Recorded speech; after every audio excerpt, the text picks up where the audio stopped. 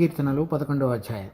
యెహోవా శరణుజొచ్చియున్నాను, పక్షివలె నీ కొండకు పారిపొమ్ము అని మీరు నాతో చెప్పుట ఎలా? దుష్టులు విల్లెక్కిపెట్టి ఉన్నారు, చీకటిలో యథార్థ హృదయుల మీద వేయుటకై తమ బాణములు నారియందు సంధించి ఉన్నారు. పునాదులు పాడైపోగా నీతిమంతులు ఏమి చేయగలరు? యెహోవా తన పరిశుద్ధాలయంలో ఉన్నాడు. యెహోవా సింహాసనము ఆకాశమందున్నది. ఆయన నరులను కన్నులారా చూచుచున్నాడు. తన కనుదృష్టి చేత ఆయన వారిని పరిశీలించుచున్నాడు. యెహోవా నీతిమంతులను పరిశీలించును, దుష్టులను బలాత్కారాసక్తులను ఆయనకు అసహ్యులు. దుష్టుల మీద ఆయన ఉరులు కురిపించును, అగ్ని గంధకములను వడగాలియు వారికి పానీయ భాగమగును. యెహోవా నీతిమంతుడు, ఆయన నీతిని ప్రేమించువాడు. యథార్థవంతులు ఆయన ముఖదర్శనము చేసేవారు. ఈ అధ్యాయంలో మనం చూస్తే దావీదు ఒక క్లిష్ట పరిస్థితులలో లేక శ్రమలలో ఇరుక్కొని ఉన్నట్లుగాను, తర్వాత తన చుట్టూ తనతో పాటుగా ఉన్నటువంటి వాళ్ళు దేవుని మీద సంపూర్ణమైన విశ్వాసం లేకుండా వేరైనటువంటి విధంగా అతనికి తలంపులు ఆలోచనలు కలుగజేస్తూ నడవాలని సూచిస్తూ ఉన్న సమయంలో తను ఏ విధంగా దేవుని వైపు మాత్రమే చూచి నిలబడాలని అనుకున్నాడో, లేక అక్కడ ఉన్నటువంటి పరిస్థితులు తన హృదయంలోవి కానీ బయటివి కానీ ఎలా ఉన్నాయో చెబుతూ ఈ కీర్తన రాసినట్లుగా మనం గమనించుతాం. సో దీనికి మొదటి సమయంలో 22వ అధ్యాయంలో అది ఏదోమీయుడైన దోయాగు సౌలు యొక్క ఆజ్ఞను బట్టి మరి యాజకులందరినీ కూడా హతం చేయడం అనేటువంటిది మొదటి సమయంలో 22వ అధ్యాయంలో చూస్తాం. తర్వాత అక్కడ 23వ అధ్యాయంలో మొదటి సమయంలో 23వ అధ్యాయంలో ఫిలిష్తీయులు కెయీలా వాసులందరితోటి యుద్ధం చేసి వారి కళ్ళాల్లో ఉన్నటువంటి ధాన్యాన్ని దోచుకుంటున్నప్పుడు దావీదు ఆ దుష్టక్రియను ఆపటానికి దేవుని దగ్గర అడిగినప్పుడు దేవుడు అతన్ని వెళ్ళమని కెయీలా వాసులను రక్షించమని చెప్తాడు. కానీ కెయీలా వాసులు మరలా సౌలు దావీదు కెయీలాలో ఉన్నాడని తెలుసుకున్నప్పుడు, సౌలు రాబోతున్నాడని ముందుగా తెలుసుకున్నవాడే దావీదు దేవుని దగ్గర అడిగినప్పుడు దేవుడు దావీదుతో చెప్తాడు, వాళ్ళు కెయీలా వాసులు నిన్ను సౌలు చేతికి అప్పగించుతారు అని చెప్తాడు. ఒక రకంగా అతను కెయీలా వాసులకి మేలు చేశాడు. కానీ వాళ్ళు అతని యొక్క ప్రాణాన్ని సౌలు చేతికి అప్పగించటానికి మనసు కలిగిన వారని దేవుడు ముందుగా తెలియజెప్తాడు. చెప్పినప్పుడు అక్కడ నుంచి జీఫు అరణ్యంలో ఉన్నటువంటి దగ్గర కొండ ప్రాంతానికి వాళ్ళందరితో 600 మందితో కలిసి వెళ్ళిపోతాడు. అంటే 22వ అధ్యాయంలో యాజకులందరినీ ఏదోము చంపివేయడం ద్వారా, తర్వాత కెయీలాలో ఉన్నటువంటి వాళ్ళు మేలు పొందిన వాళ్ళే ఇతనికి మళ్ళీ హాని చేసినప్పుడు, జీఫు అనేటువంటి అరణ్యంలో ఉన్న కొండలోనికి దాగిపోయినప్పుడు అక్కడున్న వాళ్ళు కూడా సౌలు దగ్గరికి వెళ్ళి మేము దావీదుని అప్పగించుతామని చెప్తారు. అంటే దోయాగు కానీ కెయీలా వాసులు కానీ జీఫు అరణ్యంలో ఉన్న వాళ్ళు కానీ అందరూ కూడా దావీదుకి వ్యతిరేకంగా సౌలుతో చేతులు కలిపి నీతిమంతుడైనటువంటి దావీదును చంపడానికి ప్రయత్నం చేసేటువంటి సందర్భంలో దావీదు ఈ కీర్తన రాసినట్లుగా మనం అనుకోవచ్చు. అప్పుడు అటువంటి సందర్భంలో 1వ వచనంలో అతను చెప్తున్నాడు, యెహోవా శరణుజొచ్చియున్నాను. అది దావీదు వేరే అతనితో ఉన్న వాళ్ళ మాటతో చెప్తున్నాడు. పక్షి వలె నీ కొండకు పారిపొమ్ము అని మీరు నాతో చెప్పుట ఎలా? అంటే అతని చుట్టుపక్కల ఉన్నటువంటి వాళ్లకు, అంటే 600 మందిలో కొంతమందికైనా దావీదు ఏ విధంగా దేవుని వైపు చూచి ఆయన రెక్కల చాటును దాగుకొని ఆయన ద్వారా నడిపించబడాలనేటువంటి దావీదు యొక్క అనుభవం ఉన్నదో అటువంటిది లేకుండా ఇప్పుడున్నటువంటి పరిస్థితులను బట్టి నీవు దాగుకునేటువంటి విధంగా వెళ్ళిపో అని చెప్తున్నారు. అది ఇప్పుడు మన విశ్వాసులంగా దేవుడు మన జీవితంలో ఇతడు రాజుగా చేయబడి ఏలబడాలి అంటే పరీక్షించబడి రాజుగా ఏలటానికి కావలసినటువంటి నైపుణ్యం, నేర్పరితనం, తర్వాత కేవలము ఆ రాజ్యం అంతటిలో కూడా దేవుని యొక్క మనసును ఎరిగి దేవుని మీద మాత్రమే ఆధారపడి వాటన్నిటినీ చేయగలిగినటువంటి కుశలత అతనికి అవసరం. మరి ఈ పరిస్థితుల ద్వారానే రాజు దేవుడి వైపు చూచి నడిపించబడగలగటానికి అవకాశాలు ఉన్నాయి నేర్చుకోవడానికి. అటువంటి నేర్చుకునేటువంటి తర్ఫీదు పొందవలసినటువంటి స్థలంలో మిగిలిన వారు ఆ విధంగా కాకుండా వారి సొంత శక్తి చేత లేక తన సొంత బలం చేత ఏ విధంగా ఈ పరిస్థితుల నుంచి మనం కాపాడబడి వేరైన విధంగా ఆలోచించి ముందుకు సాగాలనేది చెప్తున్నారు వాళ్ళు. అలా చెప్తున్నప్పుడు దావీదు దాన్ని అంగీకరించట్లేదు. సో ఎప్పుడైనా సరే మనం విశ్వాసులంగా ఉంటున్నప్పుడు కూడా చాలామంది మన సంఘంలో కూడి వస్తున్నప్పుడు కానీ మన కుటుంబాల్లో కానీ చాలా తక్కువ మంది మాత్రమే అన్ని పరిస్థితుల్లో కేవలం మనం దేవుని వైపు చూచి ఆయన రెక్కల చోటని శరణజొచ్చి ఆయన ద్వారా నడిపించబడాలి అనేటువంటి తలంపు ఆలోచనలో జీవించేవాళ్ళుగా ఉన్నవాళ్ళు చాలా తక్కువ మంది. ఇప్పుడు బయట కనబడుతున్న పరిస్థితులు, మనకు కలిగినటువంటి ఇబ్బందులు, ప్రాణాపాయ సంబంధమైన పరిస్థితులు, వీటన్నిటిలో కూడా మనం ఏ విధంగా తప్పించుకోవాలి లేక వాటన్నిటి నుంచి ఏ విధంగా విడుదల పొందాలనేటువంటి మన ప్రయత్నంలో ఉంటామే కానీ దేవుని యొక్క రెక్కల చోటను ఏ విధంగా మనం దాగి ఉండి ఆయన ఏ విధంగా ప్రతి దాంట్లో మనకు సహాయం చేసి మనని కాపాడుతాడు అనేటువంటి ఆలోచన అతి తక్కువ మందికి ఉంటుంది. బయటి నుంచి పొంచి ఉన్నటువంటి ప్రమాదాల కంటే మన విశ్వాసాన్ని దెబ్బతీసేటువంటి విధంగా మనకి సలహాలు ఇచ్చి లేక మనలో ఉన్నటువంటి మనసే వేరైన విధంగా ఆలోచించి మనకున్నటువంటి పరిస్థితులన్నిటిలో మన సొంత శక్తి బలం చేత తప్పించబడటానికి చేసే ప్రయత్నమే దేవునికి విరుద్ధమైనది. మనందరం కూడా ఒక విషయం గమనించాలి. మన ప్రభు అయినటువంటి యేసుక్రీస్తు యొక్క పరిశుద్ధ రక్తం ద్వారా తండ్రి అయినటువంటి దేవుడు మనల్ని విమోచించి తన సొత్తుగా చేసుకున్నాడు కనుక మనం ఆయన బిడ్డలం. ఆయన మనకు పరమ తండ్రి. మన జీవితంలో ప్రతిదాన్ని కూడా అనాలోచితంగా ఏదీ జరగనివ్వడు. ఆయనకు ఉద్దేశం చొప్పున మన జీవితం క్రమం అంతటిలో కూడా ప్రతిరోజు తన విషయాలన్నిటినీ కూడా మనలో ఏదైతే ఉద్దేశించున్నాడో అవి నెరవేర్చడానికి మాత్రమే ఆ ప్రణాళిక చొప్పున చక్కగా పనిచేస్తాడు. వాటిలో కొన్ని విషయాలు మనకి నేర్పడానికి రాబోతున్నటువంటి దినాలలో 1000 సంవత్సరాలు ఆయనతో పాటుగా కలిసి ఏలగలగటానికి కావలసినటువంటి నేర్పరితనం రావటానికి ఇప్పుడున్నటువంటి ఈ శరీర జీవితంలో, భూలోక సంబంధమైనటువంటి జీవితంలో అవసరమైనటువంటి అనేక విషయాలు మనం నేర్చుకోవటానికి కొన్నిసార్లు విపరీతమైన పరిస్థితులు, శ్రమ, దుఃఖము ఇవన్నీ మనకు ఆయన కలుగు చేసి వాటన్నిటిలో కూడా ఆ పరలోక సంబంధమైనటువంటి గుణములలోనికి రావటానికి సహాయపడే విధంగా వాటిని మనల్ని నడిపిస్తాడు. ఆ ఆలోచన ఎప్పుడైతే మనకు ఉంటుందో వీటన్నిటినీ సహించగలగటానికి కావలసిన విధంగా దావీదు చెప్పినట్లుగా నేను యెహోవా శరణుజొచ్చున్నానని మనం చెప్పగలుగుతాం. దావీదు తన జీవితంలో రాజుగా అభిషేకించబడ్డాడు కానీ ఇంకా రాజరికానికి రాలేదు. కనుక ఆ అభిషేకించబడిన తర్వాత రాజుగా తన యొక్క రాజ్యాన్ని తీసుకొని నేలబోవటానికి ముందు రాజుగా అతనికి కావలసినటువంటి నేర్పరితనం అంతటిని లేక దేవుని యొక్క హృదయానుసారంగా దేవుని బిడ్డలందరినీ ఏలగలగటానికి కావలసినటువంటి శక్తిని ఏదైతే అతడు రుచి చూడాలో దాన్ని నేర్పడానికి దేవుడు అనేకమైన పరిస్థితులు అతని జీవితంలో కలుగజేశాడు. అలాగే మన జీవితంలో కూడా మనం రాబోతున్నటువంటి 1000 సంవత్సరాల పరిపాలనలో ఆయన కుమారునితో పాటుగా మహిమలో పాలు పొంది ఆయనతో పాటుగా రాజ్యం ఏలటానికి ఏదైతే మన జీవితంలో అవసరమైనటువంటి మార్పిడి కార్యం ఉన్నదో అది జరగటానికే దేవుని బిడ్డల జీవితంలో ప్రతి పరిస్థితి దేవుడు అనుమతించేవాడుగా ఉంటాడు. వాటన్నిటిలో కనుక మనకిష్టకరమైనటువంటి, తేలికైనటువంటిది, సులువైనటువంటిది, ఇతరుల యొక్క సహాయం కోరి పరిస్థితులన్నిటి నుంచి బయటపడేటువంటిది మార్గం చూస్తాడు, అది దేవునికి విరుద్ధమైనది. అలా కాకుండా కేవలం దేవుడు ఏ విధంగా మనని నడిపించాలని కోరుతున్నాడో దానికి మనం అప్పగించుకొని మనం ఆయన ఏం చేయగలడు అనేటువంటి ఓపికతో వేచి ఉండగలిగినటువంటి మనసే దేవుని యొక్క మనసు. 2వ వచనం, దుష్టులు విల్లెక్కి పెట్టి ఉన్నారు, చీకటిలో యథార్థ హృదయాల మీద వేయటకై తమ బాణములు నారియందు సంధించున్నారు.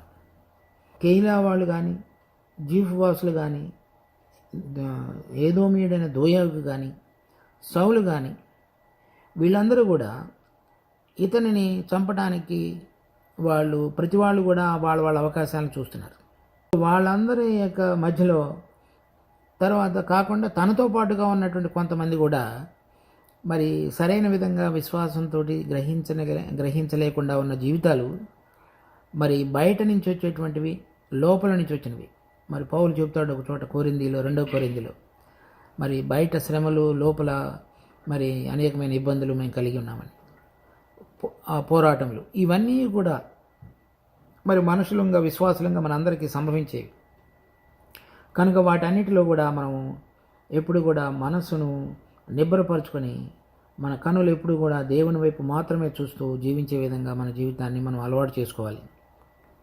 3వ వచనం, తర్వాత మన ప్రభువు కూడా ఈ లోకంలో ఉండగా వాళ్ళు పరిసయ్యులు, సద్దూకయ్యులు, శాస్త్రులు, తర్వాత హేరోదు, తర్వాత వీళ్ళందరికంటే అధికంగా అతనితో పాటుగా ఉన్నటువంటి ఇస్కరియోతు యూదా మరి చీకటిలో వెళ్ళి మరి అక్కడ ఉన్నటువంటి ప్రధాన యాజకులు, పరిసయ్యులు వాళ్ళందరితో కూడా మరి వెండి నాణ్యాల కొరకు ఒక నిండు ప్రాణాన్ని అతడు అప్పగించిన వాడిగా మనం చూస్తాం.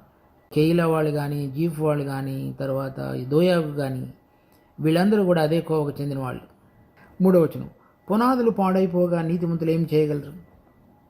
మరి యాజకులు దేవుని యొక్క ధర్మశాస్త్రాన్ని రాజ్యం అంతటిలో కూడా పాటింపజేయటానికి, బోధించటానికి, తర్వాత దేవునికి ప్రజలకి మధ్యలో యాజకత్వం చేసి మరి విధి నిర్వహణలో దేవునితో సంబంధాన్ని చక్కగా పాటించడానికి పనికొచ్చేటువంటి యాజకులనే మరి దోయాగు చేత సౌలు చంపివేయించుండగా అవి పునాదులు లాంటివి. వాళ్ళు అంటే దేవుని యొక్క ధర్మశాస్త్రానుసార ప్రకారంగా వాళ్ళకి పాప క్షమాపణ, అపరాధ పరిహార బలి, తర్వాత సంవత్సరానికి ఒకసారి జరగబోయేటువంటి బలి ద్వారా వాళ్ళందరూ కూడా పాపాలు క్షమించబడి దేవునితో సంబంధంలోనికి జీవించడానికి పనికొచ్చేటువంటి విధంగా దేవునికి ప్రజలకు మధ్యలో ఉండేటువంటి వాళ్ళు.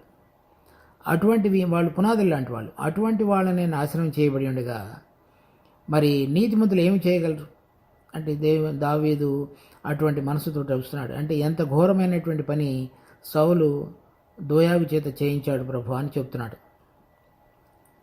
4వ వచనం, యెహోవా తన పరిశుద్ధాలయంలో ఉన్నాడు, యెహోవా సింహాసనం ఆకాశమందున్నది, ఆయన నరులను కన్నులారా చూచున్నాడు. కనుక ఇటువంటి పరిస్థితుల్లో మరి ఎంత నిరుత్సాహంతో కూడినటువంటి పరిస్థితి మరి వీళ్ళందరితోటి కానీ, తర్వాత తన చుట్టూ ఉన్నటువంటి మనుషులతో కానీ చూస్తున్నప్పుడు మరి ఇక సహాయం వస్తున్నదా, లేకపోతే దేవుడు నిజంగా నాకు తోడుగా ఉండి ఈ శ్రమలంతటిలో నన్ను ఒడ్డెక్కించగలడా అనేటువంటి అనుమాన పరిస్థితిలో అతని హృదయాన్ని మరలా నిబ్బరపరుచుకొని యెహోవా ఆకాశం ఉందన్నాడు. అంటే ఇక్కడ ఉన్నటువంటి యాజకులైన వారందరినీ చంపించి వేయబడినప్పటికీ కూడా దేవుడు ఆకాశమందుండి సింహాసనం మీద అంటే అధికారం ఇంకా కలిగిన వాడు కాదు. ఆయన ప్రతిదాన్ని భూలోకంలో కూడా చేస్తాడు. ఆయన తర్వాత ఇక్కడున్నటువంటి పరిస్థితిని కూడా గమనించేవాడుగా ఉన్నాడు. ఆయన ఏమీ చేయకుండా ఉండేటువంటి వాడు కాదు, అన్నిటినీ చక్కగా చేస్తాడని చెప్తున్నాడు. అటువంటి ప్రభు అంటే ఇప్పుడు మన కన్న పరిస్థితుల్లో భూలోక సంబంధంగా ప్రతిదీ కూడా మనకు వ్యతిరేకంగాను, నిరుత్సాహంగాను, తర్వాత మనకి ఇబ్బందిని కలిగించేదిగా ఉన్నప్పటికీ కూడా మనుషులు కానీ పరిస్థితులు కానీ ఏవి అనుకూలించబడిన పరిస్థితుల్లో ఉంటున్నప్పటికీ కూడా విశ్వాసులుగా మన యొక్క దృష్టి పరలోకముందున్నటువంటి దేవుడు వీటన్నిటినీ చూస్తున్నాడు. నేను ఆయనకు ప్రియమైన బిడ్డను, ఆయన నా మీద ఆసక్తి కలిగి ఉన్నాడు, నన్ను విడిచిపెట్టడు, నిన్ను నేను విడిచిపెట్టను, ఎడబాయనని చెప్పినటువంటి వాగ్దానం ఇచ్చినటువంటి దేవుడు మన జీవితంలో చక్కగా నడిపించేవాడుగా ఉన్నాడు అనే విషయాన్ని మనం గుర్తెరిగి తర్వాత ఆయన పరలోకంలో ఉండటం మాత్రమే కాదు, సింహాసనం అందు ఆసీనుడైనాడు. సింహాసనం అనేటువంటిది ఎప్పుడు కూడా ఆయన రాజరికానికి గుర్తు, ఆయన అధికారానికి గుర్తు, ఆయన ప్రభుత్వానికి గుర్తు. అనగా ఇక్కడ ఎవరెవరైతే అతనికి వ్యతిరేకంగా లేగుస్తున్నారో, లేచి అతన్ని ఇబ్బంది పెట్టాలని చూస్తున్నారో ఆ శక్తులన్నిటినీ ఆయన ఓడించి తర్వాత వాళ్ళందరినీ కూడా వమ్ము చేయుటకు సామర్థ్యం కలిగినటువంటి మహాప్రభు. తర్వాత వాళ్ళందరినీ కూడా ఆయన కనుదృష్టి చేత ఆయన వారిని పరిశీలించుతున్నాడు.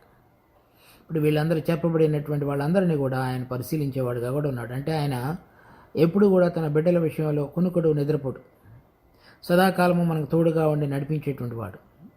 ఆ విషయాన్ని విశ్వాసంతో మనం ఎప్పుడు కూడా ప్రభు వైపు చూస్తూ మన జీవితంలో కూడా నడుచుకున్నట్లయితే మరి మనుషులు నన్ను ఆకేమి చేయగలరు అనేటువంటి విశ్వాసంతో మనం ప్రభు దగ్గరికి రాగలుగుతాం. 5వ వచనం, యెహోవా నీతిమంతులను పరిశీలించును. ఏ విధంగా అయితే నీతిమంతుడు అంటే దేవుని యందు విశ్వాసం ఇచ్చిన వాళ్ళు, అంటే విశ్వాసం ఉంచడం మాత్రమే కాకుండా ప్రభు ఆయన నిజమైన దేవుడిని ఎరుగుట మాత్రమే కాకుండా మన దినదిన జీవితంలో ఆయన యందు విశ్వాసం ఉంచి ఆయన ద్వారా నడిపించబడటానికి ఇష్టపడేటువంటి బిడ్డలని అర్థం. చాలామంది విశ్వాసం ఉంచి ఉన్నాము, ఉచితంగా నీతిమంతులుగా తీర్చబడి ఉన్నామని చెప్పినప్పటికీ వాళ్ళ దినదిన వ్యక్తిగత జీవితాల్లో ఎల్లప్పుడూ కూడా దేవుని వైపు చూచి ఆయన కోరిన విధంగా నడుచుకుంటూ ఆయనకి ఇష్టకరంగా జీవించేటువంటి బిడ్డలు మళ్ళా తక్కువ మందిగా ఉంటారు. కనుక ప్రతిరోజు విశ్వాసం ద్వారా జీవించడం అనేటువంటిది నేర్చుకోవాలి. మరి పౌలు చెప్తున్నాడు, మేము కనుదృష్టి చేత కాక చూడని వాటిని బట్టి విశ్వాసం ద్వారా నడిపించబడుతున్నాము. కనుక ఏవైతే మనం చూచుటలేదో అవి నిత్యములు, ఏవైతే చూస్తున్నామో అవి అనిత్యములు. కనుక చూడనటువంటి వాటిని చూడగలిగిన విధంగా మన ఆత్మీయ కన్నులు తెరవబడి మరి ఆయన యొక్క శక్తిని ప్రభావాన్ని మనం అన్వయించుకొని జీవించటం అనేటువంటిదే నీతిమంతుడు. వారిని పరిశీలించేవాడుగా ఉన్నాడు. అంటే ఎంతవరకు ఆయన వైపు చూస్తూ నడిపించబడతారు అనేటువంటి విషయాన్ని తను ఏర్పరచుకున్నటువంటి బిడ్డల విషయంలో ఆయన చూస్తాడు. అంటే మనం అది మెల్లమెల్లగా నేర్చుకుంటున్న కొలది, అది మెట్టుమెట్టుకు ఎదుగుతున్న కొలది మనం ఆయన యొక్క విశ్వాస యోగ్యత చేత జీవించబడాలనేటువంటి నమ్మకం మనలో పెరుగుతున్న కొలది ఆయన మన యందు ఆనందించేవాడుగా ఉంటాడు. కనుక ఎటువంటి పరిస్థితుల్లోనూ కదల్చబడం. దుష్టులు బలాత్కార ఆసక్తులు ఆయనకు అసహ్యులు.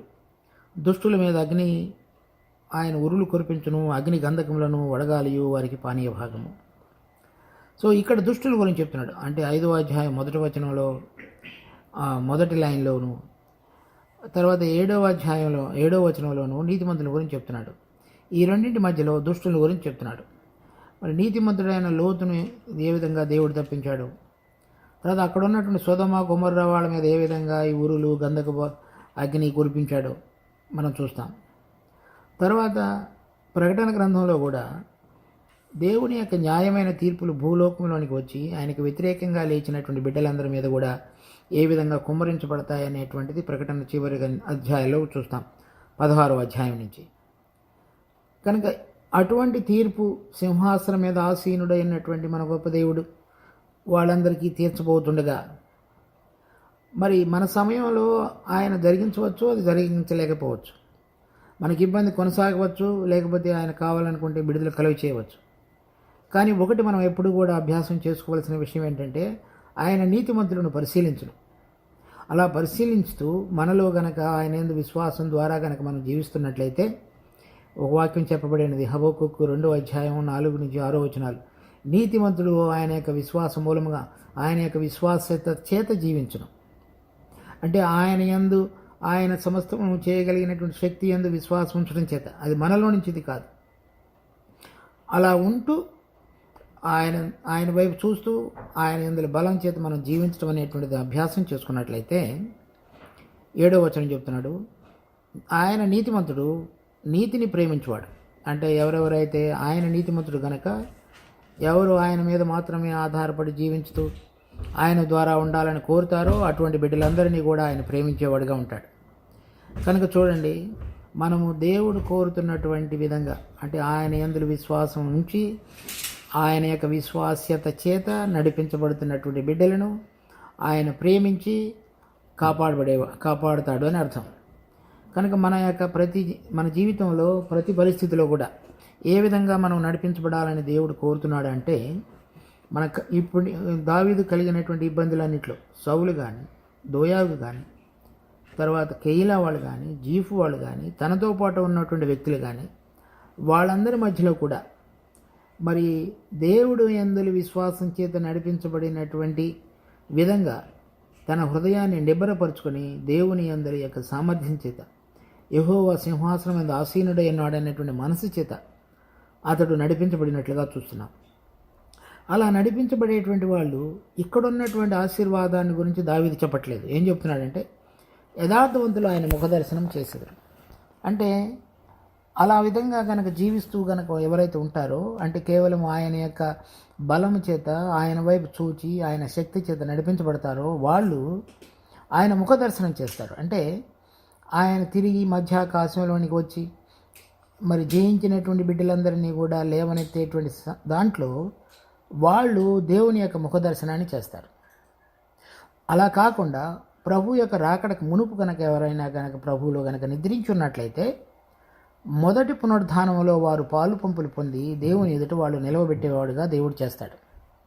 ఇప్పుడు మనం మోషే దేవుడిని చూడాలని కోరినప్పుడు దేవుడు చెప్పి ఉన్నాడు, మరి ఏ నరుడును నన్ను చూడజాలడు, ఆయనను చూచి ఏ నరుడును బ్రతకజాలడు. అటువంటిది మరి మనం ఆయనను చూడగలగాలి అంటే నీతిని జరిగించేటువంటి నీతి క్రియలు జరిగించుతూ నీతి కలిగినటువంటి విధంగా ఆయన యందు విశ్వాసం ఉంచుతూ జీవించిన బిడ్డలు మాత్రమే చేయగలరు. ఆ విశ్వాసం అనేటువంటిది మరలా ఇంకొకసారి చూడండి వ్యత్యాసం. కేవలం ఆయన దేవుని కుమారుడని మాత్రమే విశ్వసించుట కాదు. అలా కాకుండా ఆ విశ్వాసం ఇచ్చిన దానికి అనుగుణంగా ప్రతిరోజు మన జీవితంలో ఆయన వైపు చూస్తూ జీవిస్తూ వచ్చినటువంటి జీవితానికి అర్థం. అటువంటి విధంగా జీవించిన బిడ్డలు ప్రభు యొక్క రాకడలో లేవనెత్తబడి ఆయన వైపు చూస్తారు, ఆయన్ను చూస్తారు. ఒకవేళ ఆయన రాకడ మునుపు కనుక ఎవరైనా చనిపోయినట్లయితే మొదటి పునరుద్ధానంలో పాలు పంపులు పొంది ఆయనతో పాటుగా రాజ్యం వెళ్ళటానికి అర్హులుగా ఎంచబడి ఆయన సన్నిధిలో ప్రవేశిస్తారు. కనుక మనకు కలిగిన పరిస్థితులన్నీ కూడా ఎందుకు ఇటువంటి విధంగా దేవుడు అనుమతిస్తున్నాడు అనేటువంటిది కనుక చూసుకుంటే మనం ఆయన ముఖదర్శనం చేసి ఆయన సన్నిధిలో నిలబడటానికి యోగ్యులుగా ఎంచటానికి మన జీవితంలో ఏదైతే అవసరమో ఆ కార్యాన్ని సిద్ధింపు చేయటానికే ఈ పరిస్థితులన్నీ దేవుడు అనుమతించినట్లుగా మనం గమనించవచ్చు. తర్వాత మనం చూస్తాం, దావీదు వీటన్నిటి నుంచి విడుదల పొంది మొదట హెబ్రోన్లో, తర్వాత జెరూసలేంలో రాజుగా అభిషేకించబడటం. కనుక మన జీవితంలో కూడా అటువంటి విధంగా కనుక మనం ముందుకు సాగినట్లయితే మన ప్రతి పరిస్థితిలో దేవుని మీద మాత్రమే ఆధారపడి ఆయన యొక్క ముఖదర్శనం అనేటువంటిది అన్నిటికంటే ప్రీతికరమైనదని మనం గుర్తిరిగి దానిని కనుక మనం ప్రేమించినట్లయితే మరి పౌలు ఏ విధంగా చెప్పాడో, మేము కనుదృష్టి చేత కాకుండా చూచు వాటి ద్వారా కాకుండా విశ్వాసం చేత నడిపించబడుతున్నాము, మేము ఆయన సన్నిధిలో నిలబడటానికి ఆశపడుతున్నాము.